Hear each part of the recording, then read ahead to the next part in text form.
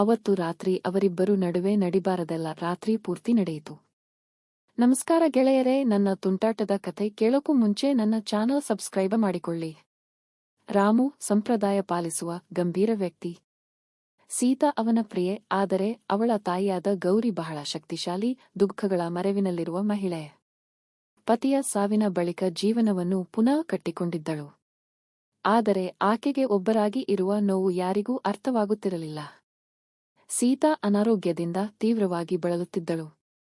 ರಾಮು ಕಾಳಜಿಯಿಂದ ಗೌರಿಯ ಮನೆಗೆ ತಂದು ಅವಳನ್ನು ನೋಡಿಕೊಳ್ಳಲು ಹಳ್ಳಿಯೇ ಬಿಟ್ಟು ಬಂದನು.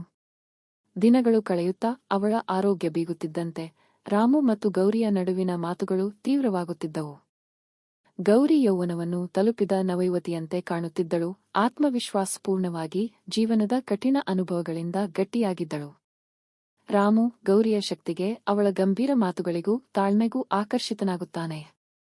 ಗೌರಿ ತನ್ನ ಅಳಿಯನ ಕಾಳಜಿಯಿಂದ, ಅವನ ಸೌಮ್ಯ ಸ್ವಭಾವದಿಂದ ಮರುಕ ಹೋದಳು. ಈ ಸಂಬಂಧ ಎಲ್ಲಿ ಹೋಗುತ್ತದೆ ಎಂಬ ಪ್ರಶ್ನೆ ಅವರಿಬ್ಬರ ಮನಸ್ಸಿನಲ್ಲೂ ಹುಟ್ಟಿತು.